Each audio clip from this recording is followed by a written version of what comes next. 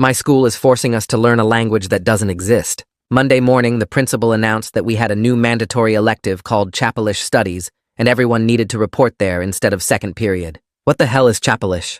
I asked my friend Alex. He had no idea. No one did. We filed into our assigned rooms where a teacher I'd never seen before was writing strange symbols on the board. "I'll be teaching you the most important language you'll ever learn," she said. "This is the Chapelish alphabet. You'll need to memorize these by tomorrow. What country speaks this?" I raised my hand. "That's not important right now," she said. "What matters is that you learn it." That night, I Googled Chapelish and got 0 results. Nothing. Not even a Wikipedia stub. I tried every spelling variation, checked language databases, emailed linguistics professors. The language didn't exist anywhere except our school. Within a week, kids were already stringing together basic sentences in Chapelish, which shouldn't have been possible so fast, but the grammar was weirdly intuitive, and everyone was picking it up faster than any language should be learned. "Doesn't this freak you out?" I asked Alex. "Why?" he said. "It's easy, and I'm getting an A." Within a month, Chapelish was spreading through school like a virus with signs in hallways and teachers using phrases in other classes and kids speaking it between periods because they actually wanted to practice it. I kept asking where this language came from, but the teacher just smiled and said to focus on fluency, while the principal called it an innovative pilot program, even though the school board had no record of approving it, and the Department of Education had never heard of it. I started recording the lessons and studying the structure, finding 37 characters in an alphabet that didn't match any known language family, no Latin roots or Germanic structure or Asian tonal patterns, just something completely unique that had appeared from nowhere. Then I discovered we weren't alone, because 17 other schools had started teaching Chapelish the same Monday we did, scattered across different states with nothing connecting them, except this made-up language. I found a Reddit thread before it got deleted, where kids from these schools were comparing notes, and everything matched perfectly from the alphabet to the grammar to the way teachers refused to explain its origin. I stayed after class and told the teacher I knew about the other schools. "Why these specific schools?" I asked. "You were selected," she said. "By who?" I asked. "That's not important right now," she said. "You're teaching us a made-up language and won't say why," I said. "All languages are made up," she said, "but they have origins and history, and this just appeared one Monday morning," I said. She started erasing the board and said, "Some things are meant to be learned, not understood." By month 2, everyone was obsessed with Chapelish and saying that thinking in it was clearer than English, that ideas formed better in their heads when they used Chapelish grammar structures. Alex stopped responding to texts unless I wrote in Chapelish, and study groups were conducted half in English and half in Chapelish with kids switching between them without noticing. I was the only one still questioning why we were being taught a language that existed nowhere but in our schools, and my parents thought I was overreacting while my friends thought I was being difficult for no reason. The school announced that standardized tests would include a Chapelish section and college applications would favor fluency in it, which made kids double down on studying even though nobody could tell them what college would do with a language that didn't exist anywhere else. Month 3, and I watched my friends disappear deeper into this fake language, preferring it to English and thinking in it first,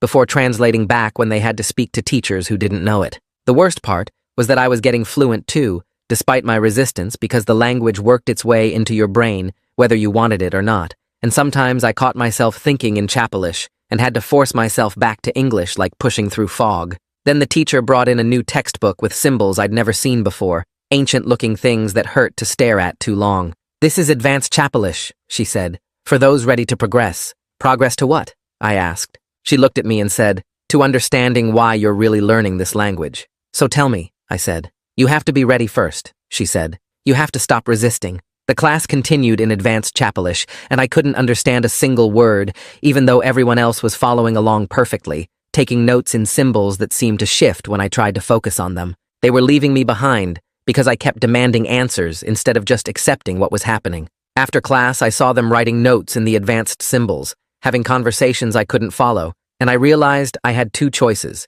keep demanding answers and be left out completely, or give in. I woke up Tuesday morning with my head pounding like someone had been hammering nails into my skull all night. The advanced Chapelish symbols were still burned into my vision when I closed my eyes, those weird shifting shapes that hurt to look at for too long. I sat up in bed and grabbed my notebook from the nightstand, flipping through 5 weeks of documentation I'd been keeping since this whole thing started. Photos of the alphabet, recordings of lessons, notes about the 17 other schools, screenshots of that deleted Reddit thread. I had all this evidence, but nothing that actually proved what was happening or why. My alarm went off and I dragged myself out of bed, knowing I had to make a choice today between giving up and fighting harder, because staying in the middle wasn't working anymore. Mom was making coffee when I came downstairs, and I dropped into a chair at the kitchen table feeling exhausted, even though I'd just woken up. She asked how I was doing, and I told her about yesterday's class, how everyone else was taking notes in advanced Chapelish, like it was the easiest thing in the world, while I couldn't understand a single word.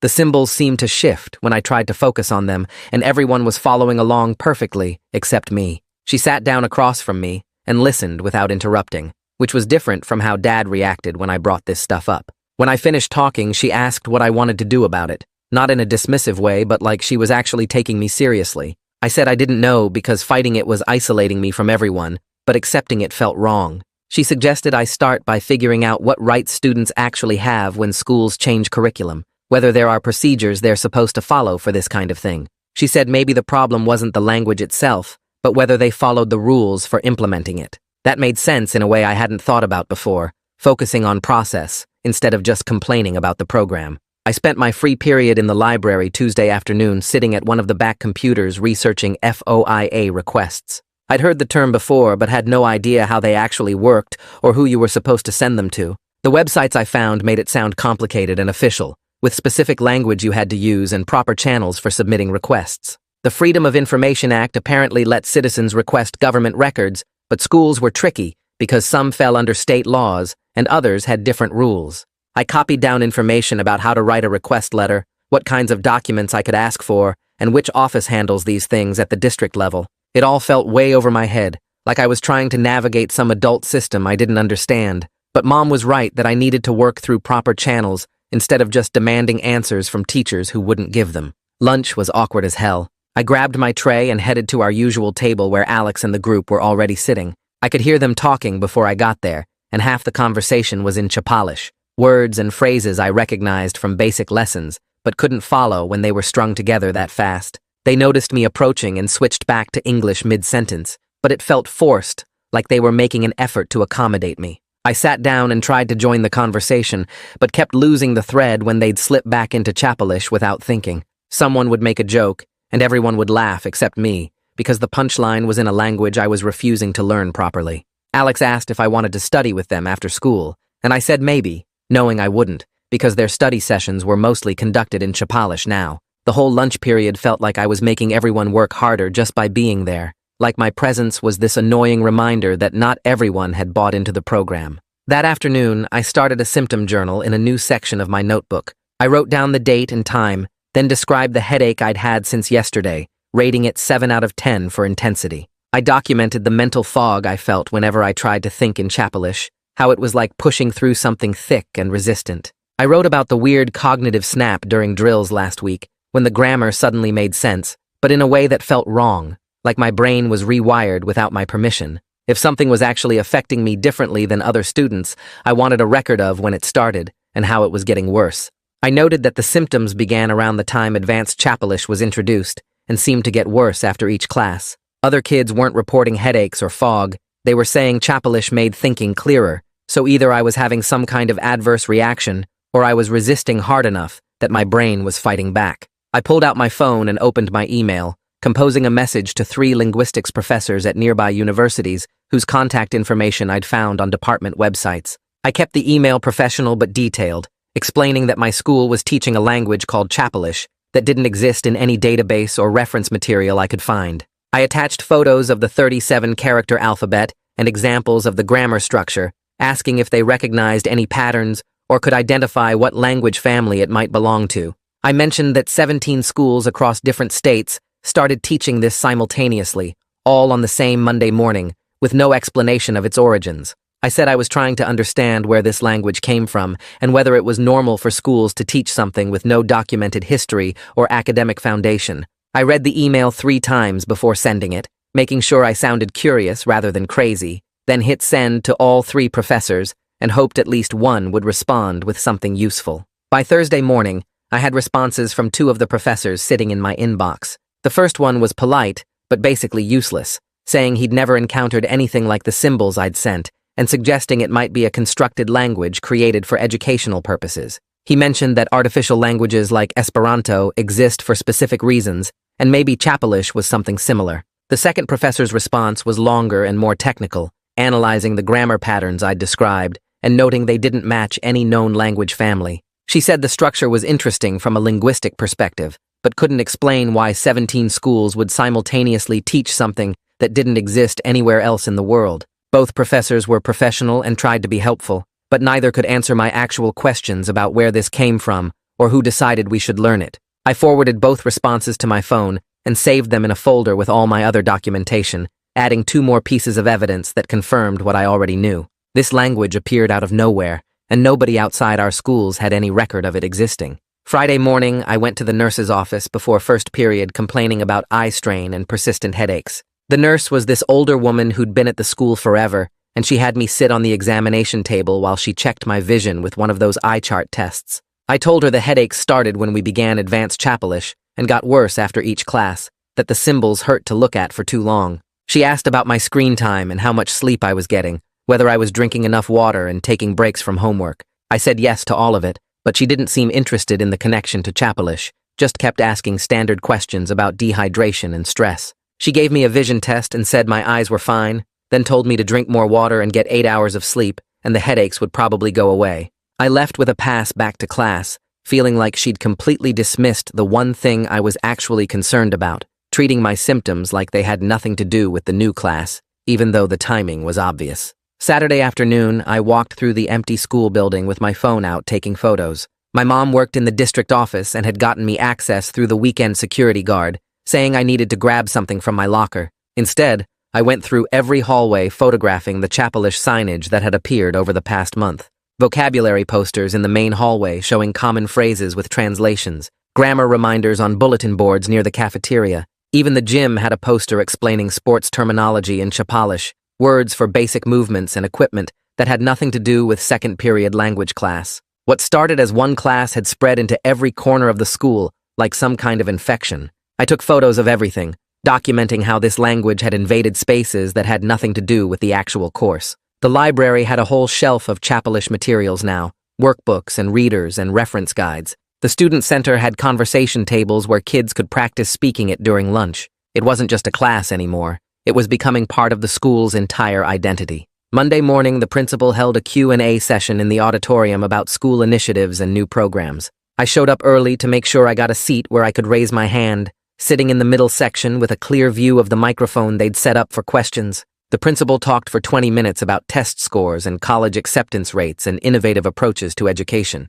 When he opened the floor for questions, I raised my hand immediately, and he called on me third. I walked to the microphone and asked where Chapelish came from, who approved adding it to our curriculum, and why 17 schools across different states all started teaching it on the same day. The auditorium got quiet, and I could feel people staring at me, but I kept my eyes on the principal waiting for an answer. He smiled and launched into scripted talking points about innovative pilot programs and future-ready skills, how Chapelish was preparing students for a changing world and giving them advantages in college admissions. He said the program had been carefully designed by education experts and was implemented with full support from the administration. I asked again who specifically approved it and when, but he just repeated the same phrases about pilot programs and innovative approaches, never actually answering where the language came from or who made the decision to teach it. Other students asked questions about sports schedules and parking passes, and the moment passed, leaving me standing at the microphone, knowing I hadn't gotten any real answers at all.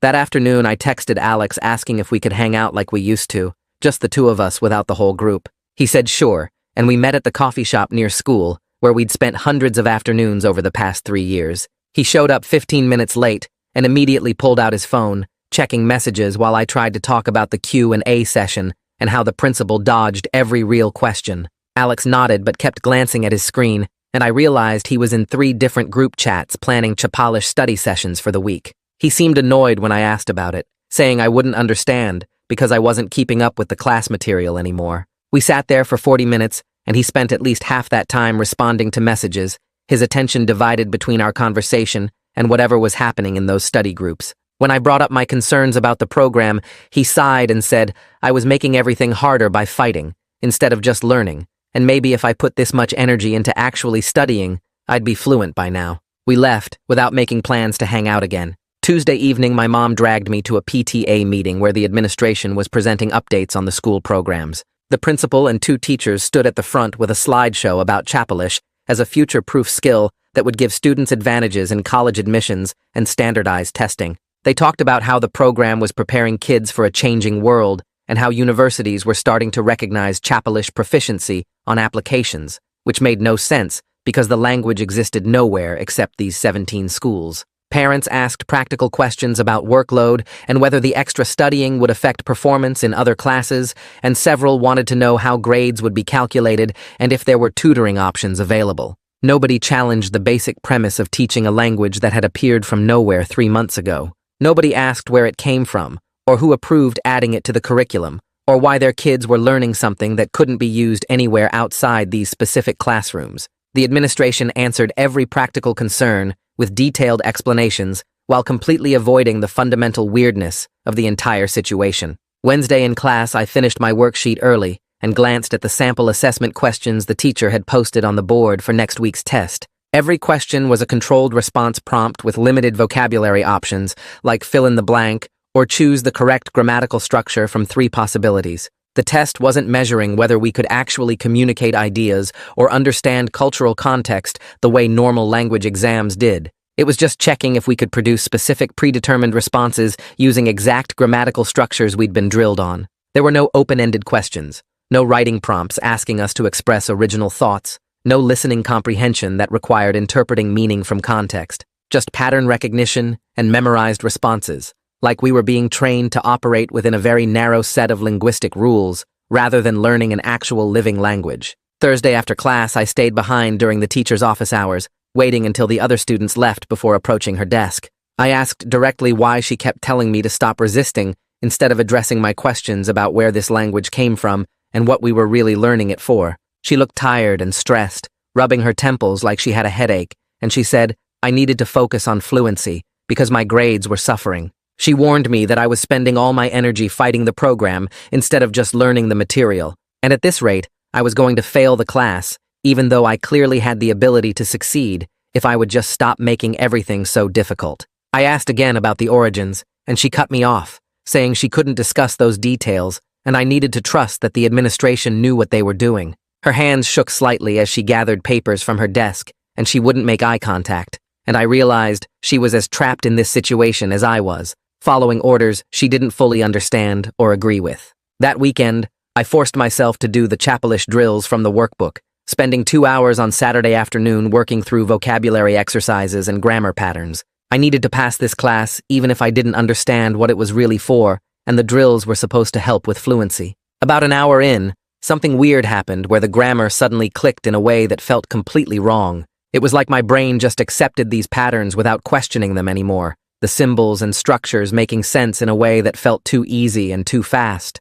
I could form sentences without thinking about the rules, the language flowing naturally, even though I'd been struggling with it for weeks. The ease of it scared me more than the difficulty ever did, because it felt like something was rewiring how my brain processed information, making me think in ways that weren't natural, but felt effortless once they took hold. I stopped the drills and sat there staring at the workbook, trying to figure out what had just happened inside my head. Sunday evening, I listened back to the recordings I'd made of myself doing those drills, analyzing the teaching methods, and trying to understand what made Chapelish stick in my brain so differently than Spanish or French.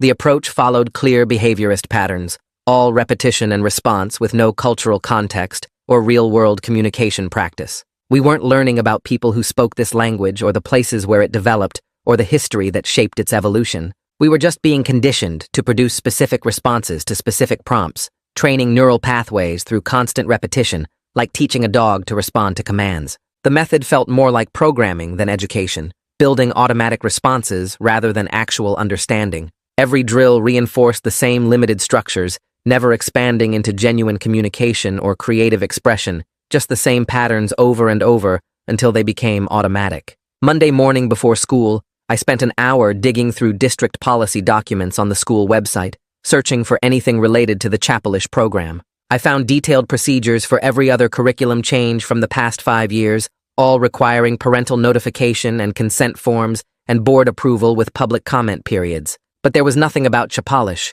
no record of the standard protocols being followed, no consent forms sent home for parents to review and sign. Every other pilot program had opt-out procedures clearly listed, but Chapalish had appeared without any of those safeguards. The absence was obvious once I knew what to look for, this gap in the documentation where proper procedures should have been, but weren't, like someone had deliberately bypassed all the normal channels that were supposed to protect students and parents from experimental programs being imposed without permission. That evening, I created an anonymous account and posted in a local parent Facebook group describing concerns about a mandatory language program that had appeared without proper consent or transparency. I kept the details vague, not naming Chapalish specifically, but asking if other parents had noticed similar issues with new programs being implemented without notification or opt-out options. I wanted to gauge whether anyone else found this situation alarming, or if I was the only one who thought schools shouldn't be able to make kids participate in experimental programs without explicit permission.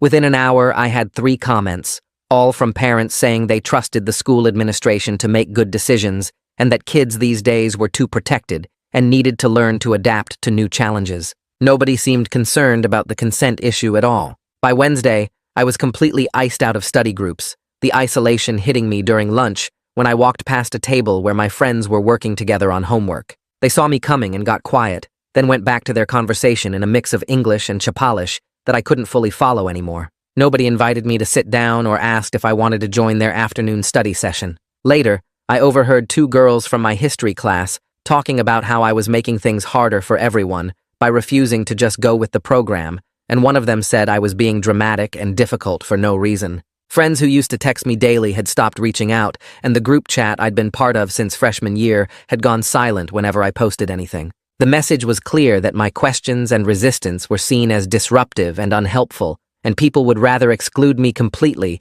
than deal with my continued refusal to just accept what was happening. Thursday afternoon during class, I flipped to the back of my advanced Chapalish textbook looking for the publication information, and I noticed a small vendor logo I'd never seen before, printed on the inside back cover. I wrote down the company name and spent that evening searching for connections between this vendor, our school district, and the 17 other schools teaching Chapalish. The company specialized in educational assessment technology and had contracts with several testing organizations, and their website mentioned partnerships with private foundations focused on standardized evaluation methods. I started sketching out a corporate trail, looking for financial connections and shared board members and any pattern that might explain why these specific schools were selected for this coordinated rollout. The vendor had received a large grant from a foundation right before our school year started, and that same foundation had connections to educational research programs studying language acquisition and cognitive assessment methods. That evening, I pulled up Reddit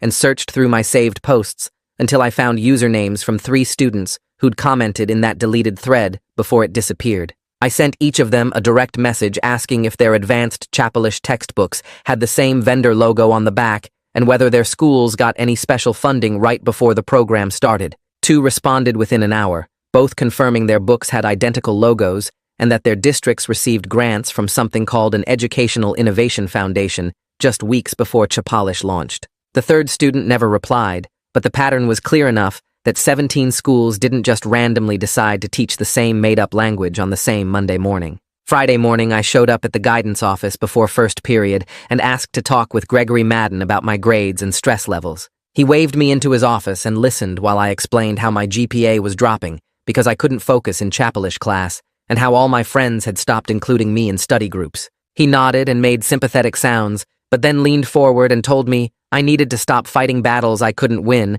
and focus on my actual schoolwork instead of playing detective. He said the program was approved by people with way more information than I had access to, and that I was creating my own problems by refusing to just go along with something that was clearly helping other students succeed. The meeting ended with him suggesting I use my energy on homework instead of activism, and reminding me that colleges wouldn't care about my concerns if my transcript showed failing grades. I walked out feeling worse than when I went in, because even the counselor whose job was supposed to be helping students was telling me to shut up and accept what was happening. That evening, my mom found me in my room staring at my laptop screen full of notes and research, and she sat down on my bed with this careful expression. She said she'd been thinking about everything I told her, and while she understood why I was upset, I needed to work through proper channels instead of just complaining online and getting myself isolated at the school. She suggested we write a formal letter to the school board with specific questions about the program's approval process and funding sources, something professional that adults would actually take seriously instead of dismissing as teenage drama. She offered to help me draft it over the weekend, so it focused on real policy questions instead of just saying the whole thing felt wrong. We spent Saturday afternoon at the kitchen table working on the letter together, my mom helping me organize my scattered concerns into clear paragraphs that asked about parental consent procedures and transparency requirements, and whether the board even knew about the foundation funding. Sunday morning, I posted in that parent Facebook group again, with a more measured tone, asking if anyone else wanted more information about the pilot program. And this time I got a response from someone named Camilla Zimmerman, who said she was a reporter covering local education issues. She sent me a private message saying my concerns sounded worth looking into, and asked if I'd be willing to talk on the phone about what I'd observed. And she mentioned she could walk me through how Freedom of Information Act requests actually worked if I wanted to request official documents from the district. Monday afternoon, I called Camilla from my room with my door closed,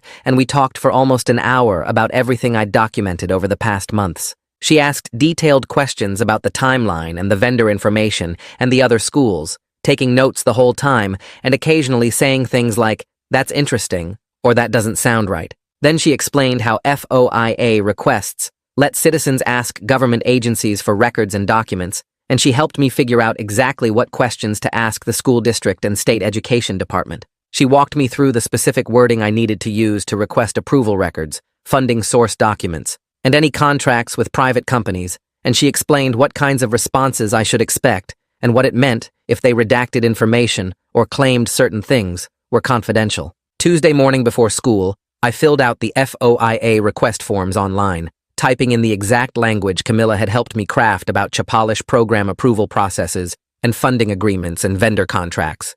I hit submit on both the district request and the state education department request, then sat back feeling this weird mix of official and powerless because now I had to wait 30 days for them to respond. Camilla texted me that afternoon saying good job on filing the requests and reminding me that transparency takes time and patience, that this was how the system worked, even when it felt slow and frustrating. The waiting felt impossible when I wanted answers immediately, but at least I was doing something concrete instead of just asking questions nobody would answer. 2 weeks crawled by with me checking my email obsessively, until finally a message appeared from the district's records department with a PDF attachment. I opened it and found 20 pages of documents, but most of them were covered in thick black redaction bars that blocked out whole paragraphs and sections. What I could read mentioned a private foundation providing grant funding and multiple references to non-disclosure agreements that restricted what information could be shared publicly. The response included a cover letter explaining that certain details were protected by contractual obligations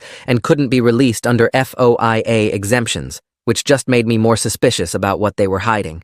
I forwarded everything to Camilla within minutes, with a message saying this raises way more questions than it answers. She called me that evening, and we went through the documents together line by line, with her explaining the legal language and helping me understand what the unredacted portions actually meant. She'd already started researching the foundation name that appeared in a few places and discovered it specialized in educational technology and standardized testing, not language instruction or cultural programs. Their website materials described something called controlled lexicon assessment, which sounded nothing like learning a real language for communication. Camilla found research papers the foundation had published about creating bias-free testing environments by using completely neutral vocabulary that eliminated cultural advantages, and suddenly, the whole Chapalish program started making sense in a completely different way than I'd been thinking about it. I sat at my desk that night reading through the foundation's materials, and the pieces clicked together in my head. This wasn't about teaching us a language that existed in some other country or preparing us for global communication. The program was creating a standardized testing tool that worked by forcing everyone to think within the same tight grammatical rules and limited vocabulary, so nobody had cultural or linguistic advantages over anyone else. Listen to 90 Seconds and rate me 5 stars on Spotify. Doing a giveaway for people who did this and show proof on my Instagram. There will be 4 winners, and you get to choose between a Spotify or Amazon gift card. The clarity everyone kept talking about wasn't some magical property of Chapalish, but just the cognitive ease of working inside a system with no room for interpretation or creative expression. Students weren't becoming fluent in communication. They were being trained to produce specific predetermined responses using exact structures that could be easily measured and compared across different schools and populations. I started rewriting my concerns in a new document, shifting away from arguing that Chapalish was fake toward asking questions about consent and transparency, and whether schools could turn students into research subjects without telling them. The issue wasn't whether controlled lexicon testing had educational value, it was whether districts could implement experimental programs funded by private foundations without informing parents or giving families the option to opt out. It was whether students should be test subjects for corporate research about language acquisition and cognitive assessment without anyone explicitly agreeing to participate in a study. The program might work exactly as designed, but that didn't make it okay to roll it out in 17 schools without proper consent procedures or honest communication about what was really being tested and measured and who was collecting the data and why. Wednesday afternoon, I pulled up the district website and found the school board member contact information listed in a public directory. Eli Reardon's email address was right there, along with his photo and a short bio about serving on the board for 6 years. I opened a new message and started typing, keeping my tone respectful and curious rather than angry or accusatory. I explained I was a student in the Chapelish program and had obtained FOIA documents showing private foundation funding, NDAS, restricting transparency, and no parental consent procedures for what appeared to be educational research. I attached the relevant documents and asked if he was aware of these elements when the board approved the program. I read through the email 3 times before hitting send, making sure every sentence focused on specific procedural questions rather than attacking anyone personally. The message went through and I closed my laptop, not expecting to hear back for weeks, if at all, since board members probably got hundreds of emails from concerned parents and students. Thursday morning, I woke up to a response from Eli that completely surprised me. He said he'd like to meet briefly to discuss my questions and suggested my mother attend as well since these concerns involved district policy. He admitted he wasn't aware of NDAS or private foundation involvement when the board reviewed the program, and he sounded genuinely interested in understanding what I'd discovered rather than dismissive like the principal had been. I showed the email to my mom before school, and she immediately agreed to meet with him, saying she wanted to hear directly from a board member about how this program got approved without proper transparency. We scheduled a meeting for the following Tuesday at a coffee shop near the school, which felt surreal because I'd never imagined a school board member would actually take my concerns seriously enough to meet in person. Tuesday afternoon, my mother and I walked into the coffee shop and found Eli already sitting at a corner table with a notepad in front of him. He stood up to shake our hands and thanked us for taking the time to meet, then asked me to walk him through what I'd discovered. I pulled out the printed FOIA documents and spread them across the table, pointing out the references to private foundation funding, the contractual restrictions on information sharing, and the data collection protocols that were never mentioned to parents. Eli read through each page carefully, and his expression shifted from polite interest to visible discomfort as he absorbed the details about NDAS and research purposes. He explained the board's approval process had focused entirely on the educational benefits of adding a language option, with the principal presenting Chapelish as an innovative pilot program that would give students competitive advantages. Nobody mentioned private foundation involvement or research protocols or contractual restrictions on transparency, and Eli said if he'd known about those elements, he would have asked very different questions during the approval meeting. Eli closed the folder and said he was going to request that Chapelish be added as an agenda item for the next board meeting, so these questions could be addressed publicly. He explained the board approved the program based on limited information, and if there were transparency issues or consent gaps, those needed to be corrected regardless of how well the program worked educationally. My mother asked what the timeline looked like, and Eli said the next meeting was in 3 weeks, which meant we had time to gather any additional documentation or parent concerns that should be part of the public discussion. He thanked me again for bringing this to his attention and said it took courage to question something everyone else seemed to accept without problem. Walking back to the car, my mother squeezed my shoulder and said she was proud of how I'd handled the meeting,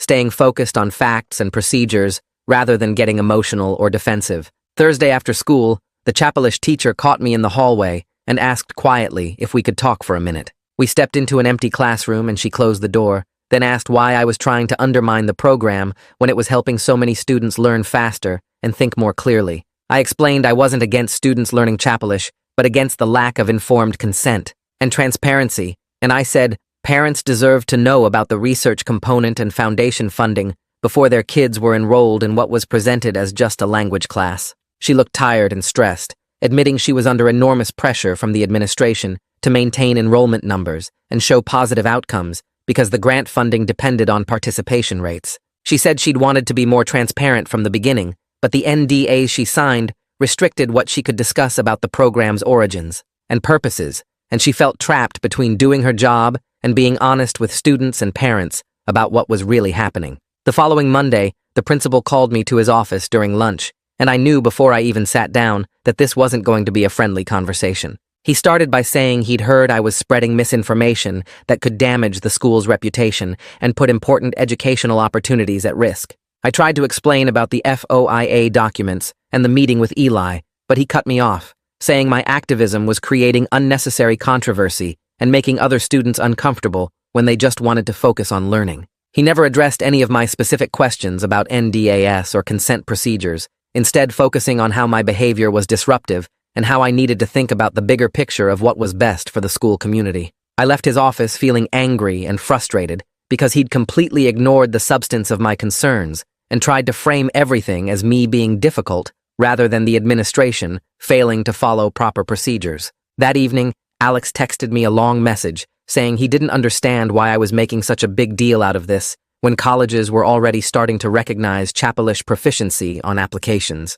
He said our friendship had been strained for weeks, and he was tired of feeling like he had to choose between supporting me and participating in something that was actually helping his future. The message felt like a breaking point, where he was choosing the practical benefits of going along with the program over supporting my right to question it. I read the text 3 times and didn't respond because I didn't know what to say that wouldn't make things worse between us. Camilla called me Wednesday evening with news that changed everything about how I understood the principal's role in this program. She'd been digging through public records and foundation materials and discovered the principal sat on an advisory panel for the same foundation funding the Chapelish pilot program. This was a significant conflict of interest that was never disclosed to the board or parents, and it explained why he'd been so defensive about transparency questions. Camilla asked if I was comfortable with her including this information in a story she was planning to publish before the board meeting. And I said yes, because parents deserved to know about the financial connections that might be influencing how the program was presented and defended.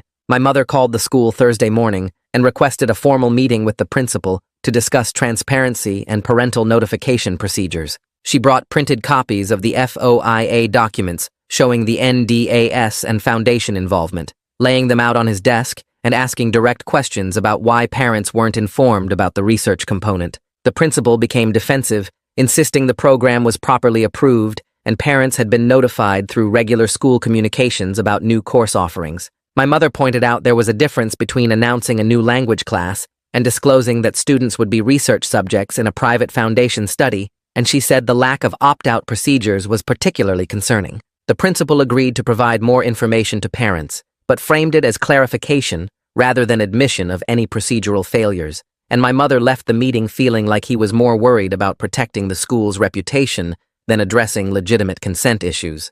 3 days before the scheduled board meeting, the district sent out a memo to all families with students enrolled in Chapelish. The memo reframed the program as an optional enrichment opportunity pending comprehensive review, which was the first time anyone had suggested it might not be mandatory. The language was carefully worded to sound like this was always the plan, describing the program as a pilot initiative that families could choose to continue or discontinue based on their individual preferences. My mother read the memo twice and said the sudden shift suggested the administration was worried about public scrutiny at the upcoming board meeting. I saved a copy of the memo because it contradicted everything we'd been told for months about Chapelish being a required part of the curriculum, and the timing made it obvious this was a response to the questions Eli and other board members were starting to ask about consent procedures and transparency. The social split happened fast. Within days of the memo going out, you could see clear lines forming in the hallways between kids who thought I was making a big deal out of nothing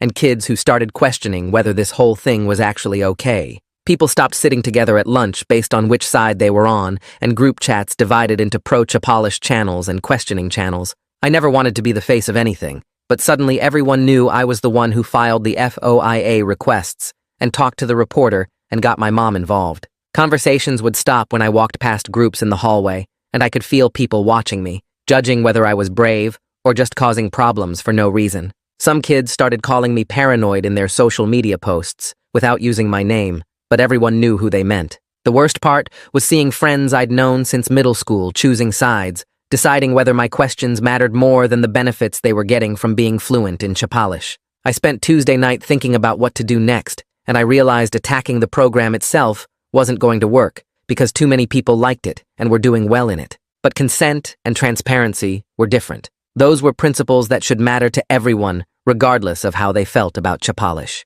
I started drafting a petition Wednesday morning before school, keeping the language focused and specific. The petition didn't say Chapalish was bad or demand it be shut down. It asked for 3 things: complete information about funding sources and research purposes, voluntary participation with no academic penalties for opting out, and proper consent procedures going forward for any similar programs. I printed 20 copies in the library and started approaching people I thought might sign. The first few conversations were awkward because I had to explain I wasn't trying to end the program, just make it optional and transparent. Some people refused immediately, saying they didn't want drama or didn't see the point, but others read the petition carefully and said the consent stuff made sense even if they planned to keep taking Chapalish. By Thursday, I had 15 signatures, and by Friday, I had 30. Over the next week, I kept collecting signatures during lunch, before school, and between classes. I approached kids I barely knew, explaining the petition in the same careful way each time. Some signed because they agreed with my concerns about the NDAS and foundation involvement.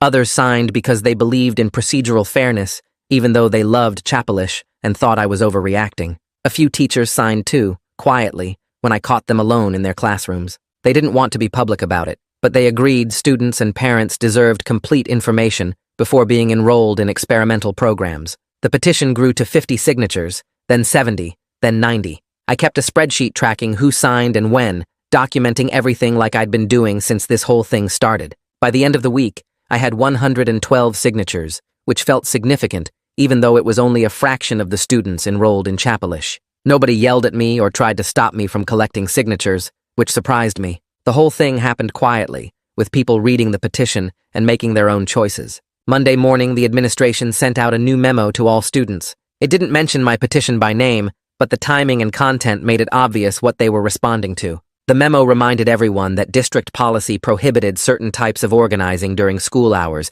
that could disrupt the learning environment. It said students who wanted to advocate for policy changes should work through proper channels like student government or parent committees. The memo warned that continued disruptions could result in disciplinary action, though it didn't specify what that meant. The message was clear: stop collecting signatures or face consequences. The hallways felt tense after that memo went out. People who had been considering signing my petition backed off, afraid of getting in trouble. Kids who had already signed started asking if they could remove their names, worried about what might happen. I told them the petition was voluntary and they could withdraw if they wanted, but I wasn't stopping. The administration's warning actually convinced me this mattered more than I'd realized, because if they weren't worried, they wouldn't be trying to shut it down. Tuesday afternoon, Gregory Madden called me down to his office during study hall. He had my file open on his desk and a concerned expression that looked practiced. He said he'd noticed my grades dropping over the past month, and my stress levels seemed really high based on reports from teachers. He suggested I might benefit from talking to someone about anxiety, maybe getting an evaluation to see if medication could help me manage these feelings. I sat there looking at him, understanding exactly what was happening. This wasn't about helping me. This was about reframing my activism as a mental health problem, making it seem like my concerns came from anxiety rather than legitimate questions about consent and transparency. I told him my stress was a normal response to watching an experimental program get rolled out without proper oversight. I said I wasn't interested in medication because my anxiety wasn't a chemical imbalance that needed treatment. It was a reasonable reaction to an unreasonable situation. He pushed back gently, saying sometimes we don't recognize when our reactions are disproportionate to the actual situation.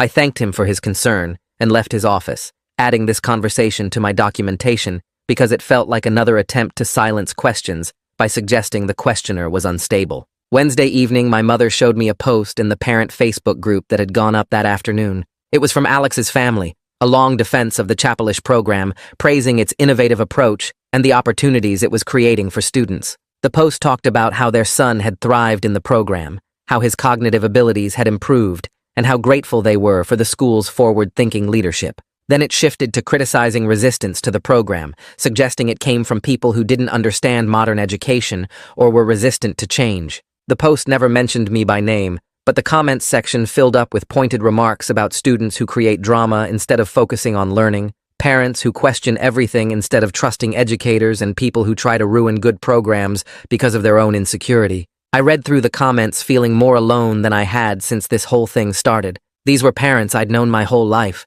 people who used to drive me and Alex to soccer practice and host birthday parties. Now they were calling me dramatic and difficult without using my name. My mother put her hand on my shoulder and said not to read the comments, but I couldn't stop.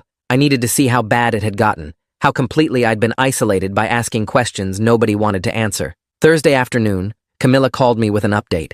She said her investigation was ready to publish, and she'd scheduled it to go live 3 days before the board meeting. But she needed an on-the-record parent source to make the story credible, someone willing to be quoted by name about the consent concerns and lack of transparency. I told her I'd ask my mother. That evening I explained what Camilla needed, and my mother sat quietly thinking about it for a long time. She understood being quoted by name would make our family visible in this controversy, that people would know exactly who was raising these questions. But she said transparency was important enough to take that risk, and if she was asking the school to be transparent, then she needed to be transparent too. She called Camilla back and agreed to be the parent source, answering questions about when she first learned about the foundation funding, how the consent procedures failed, and why she believed the district needed stronger oversight of experimental programs. Friday afternoon, the school board posted the agenda for their next meeting on the district website. I checked it obsessively, refreshing the page until the PDF finally loaded. There it was, listed under New Business,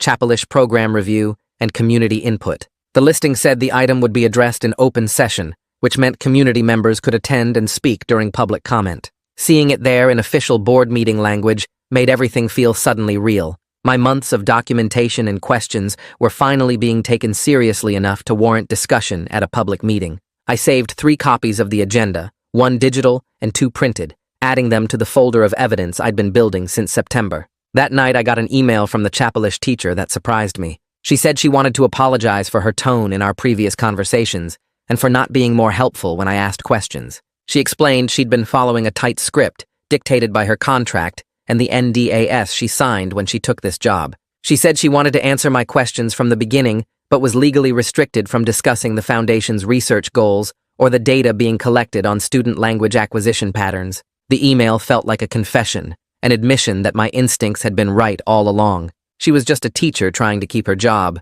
caught between contractual obligations and students who deserved honest answers. I stayed up late Sunday night preparing what I'd say at the board meeting. My mother helped me organize everything into a clear timeline. When Chapelish started, when I discovered the other schools, when I filed the FOIA requests, when I learned about the NDAS and foundation funding. We arranged the documents in order, highlighting the key points about consent procedures and transparency failures. I practiced presenting the evidence calmly, keeping my voice steady and factual. My mother reminded me to focus on procedural questions rather than attacking individuals, to frame everything around the principle that students and parents deserve informed consent before participating in experimental programs. I rehearsed my 3-minute statement over and over, timing myself, cutting unnecessary words, making sure every sentence counted. The petition signatures were organized in a binder, the FOIA responses were tabbed with sticky notes, and the timeline was printed on a single page that board members could follow easily. Everything was ready. Tomorrow night, I'd walk into that board meeting and present months of documentation to people who actually had the power to require transparency and proper consent procedures. I felt scared and determined at the same time, knowing this was the moment everything had been building toward since that first Monday when Chapelish appeared out of nowhere. The board meeting room was already filling up when my mother and I walked through the doors at 6:30. Parents were claiming seats in the rows of folding chairs, while students clustered near the back wall and teachers sat together on the left side near the windows. I spotted the local news camera setting up in the rear corner, with a guy adjusting the tripod and checking angles while his partner tested the lighting. Camilla was sitting in the press section off to the side, her laptop open and her phone recording audio as she typed notes about who was arriving and where people were positioning themselves. The 5 board members were arranging papers at the long table in front, while the district attorney sat at the end reviewing documents. My heart was pounding so hard I could feel it in my throat as I walked to the sign-up sheet for public comment and wrote my name in the 3rd slot. My hands were shaking enough that my signature looked messy and uneven. My mother squeezed my shoulder, and we found seats in the 4th row where I could see everything but wasn't right in front. More people kept arriving until the room was completely packed with standing room only along the walls. I recognized kids from my Chapelish class, parents from the PTA meetings, and teachers who had been using Chapelish phrases in their regular classes. The principal was talking quietly with the superintendent near the front table, both of them looking serious and occasionally glancing toward the crowd. At 7 o'clock exactly, the board president called the meeting to order and went through the standard procedural stuff about approving minutes and reviewing the agenda. My leg was bouncing up and down without me meaning to do it, and I had to force myself to sit still and focus on breathing normally. The first two people who signed up for public comment spoke about budget concerns and athletic program funding, taking their full 3 minutes to present spreadsheets and talk about resource allocation. Then my name was called and I stood up, my folder of documents clutched against my chest, and walked to the microphone stand in front of the board table. I opened the folder and pulled out my timeline sheet, setting it where the board members could see it. Then I started talking in a voice that sounded steadier than I felt. I explained how Chapalish appeared at our school on a Monday morning with no prior announcement or parental notification, how I discovered through online research that 16 other schools started teaching the identical language on the same day, and how my attempts to find information about its origin led nowhere until I filed Freedom of Information Act requests with the district. I held up the FOIA responses, showing the redacted references to private foundation funding and the multiple mentions of non-disclosure agreements that prevented school officials from discussing the program's research purposes. I explained that students were learning this language with unusual speed and reporting cognitive changes, that the program expanded from a single class to signage throughout the building, and that participation became effectively mandatory, with no opt-out procedures or parental consent forms. I presented the petition with over 100 signatures from students and parents asking for transparency about funding sources, data collection protocols, and the research purposes behind the program. My 3 minutes were almost up, so I finished by asking the board to require full disclosure of the foundation partnership and make participation voluntary with proper informed consent procedures. I could see several board members leaning forward and taking notes, while others were looking at their phones with concerned expressions. When I returned to my seat, my mother grabbed my hand and held it tight. The board president asked if staff wanted to respond to my testimony, but the principal said he would prefer to wait until all public comment was finished. While the next person was walking to the microphone, I saw board members passing phones to each other and pointing at screens, their faces getting more serious as they read something. Camilla was typing rapidly on her laptop, and I realized her story must have just gone live on the education news site. The headline was probably showing up on board members' phones right now, with all the documented evidence about undisclosed conflicts of interest and missing consent procedures. Eli leaned over to read the article on another board member's phone, and his expression shifted from curious to genuinely concerned as he scrolled through the documented procedural failures. The next two speakers defended the Chapalish program, talking about how their kids were excelling in the class and showing improved cognitive abilities, but then a mother stood up and said she was angry that nobody told her the program involved research or data collection on her child. Another parent asked why there were no consent forms or opt-out options when every other pilot program in the district required parental permission and notification. A father said he felt blindsided learning from a news article that his son was essentially a research subject in a study funded by a private foundation with connections to the school administration. The testimony made it clear this wasn't just me being difficult or creating drama, but a real community concern about transparency and parental rights in educational decisions. More parents spoke, some supporting the program's benefits, but several expressing frustration about the lack of information and the mandatory nature of participation. After nearly 40 minutes of public comment, the board president closed that section and asked the principal to present the administration's perspective. The principal stood at the microphone and delivered talking points about innovative pilot programs and the importance of future-ready skills, but Eli interrupted him to ask a direct question about the non-disclosure agreements. The principal looked uncomfortable and said he was bound by contractual obligations, which made Eli turn to the district's legal counsel and ask whether the board's original approval was based on complete information about the foundation partnership and data collection protocols.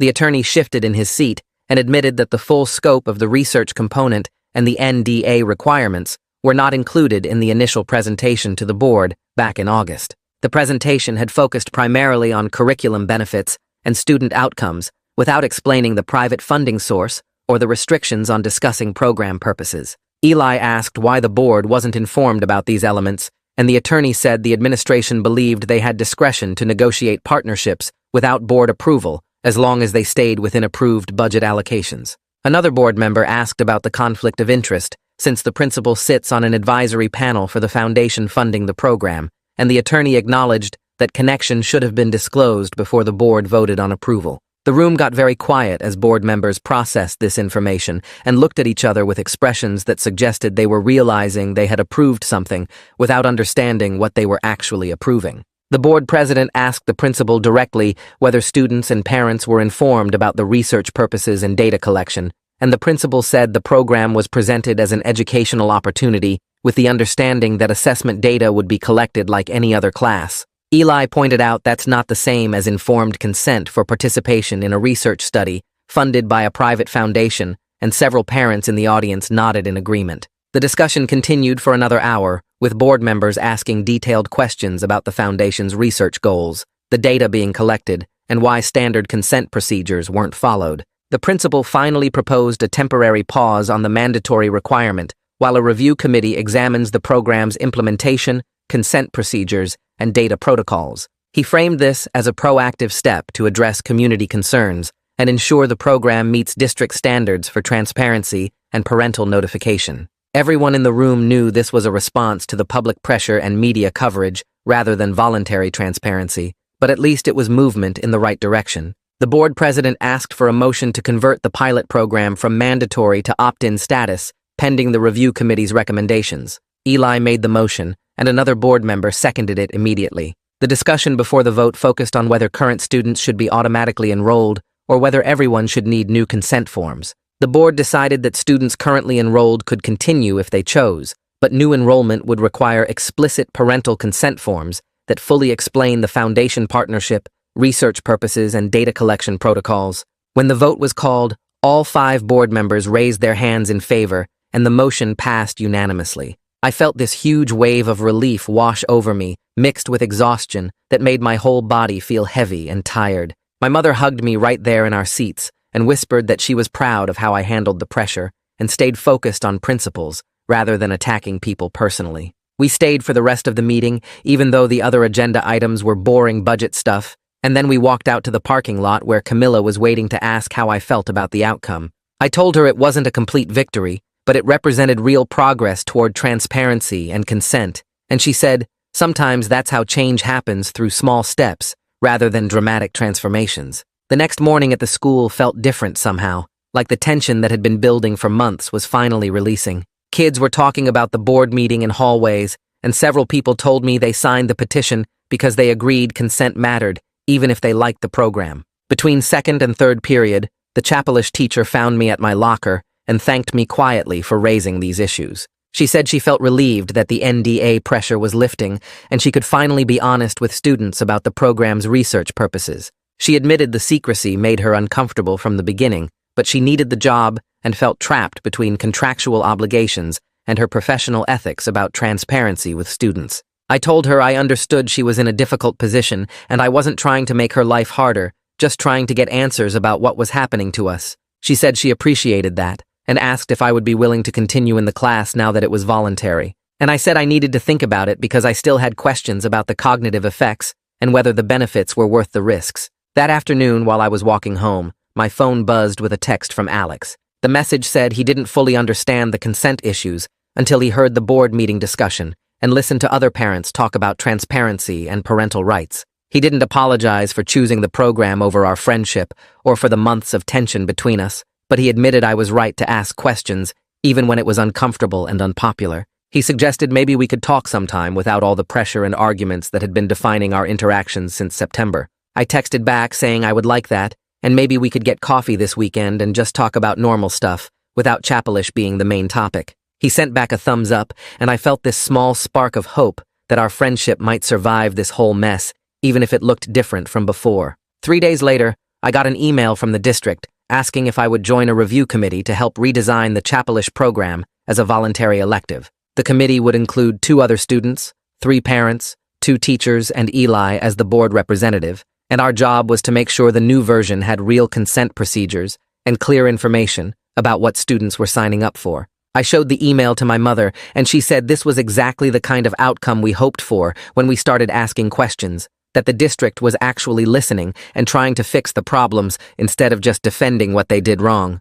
The first meeting was scheduled for the following Tuesday after school in the district office conference room. My mother spent that weekend organizing her own project, reaching out to other parents who attended the board meeting and suggesting they form an oversight group focused on transparency. She sent emails to about 20 families, and 15 parents showed up for the first meeting at our house on Sunday afternoon. They sat around our living room drinking coffee and talking about how to prevent similar situations from happening with other programs. And by the end of the meeting, they had created a checklist of questions to ask whenever the district announced partnerships with private companies or foundations. The checklist covered things like what data gets collected, who owns it, how long it's stored, whether parents can opt out, and what happens to students who don't participate. My mother printed copies and said she would share it with the PTA and post it in the parent Facebook groups, so other families could use it for future pilot programs. Meanwhile, Camilla was working on her follow-up story about how our district's response might become a model for other schools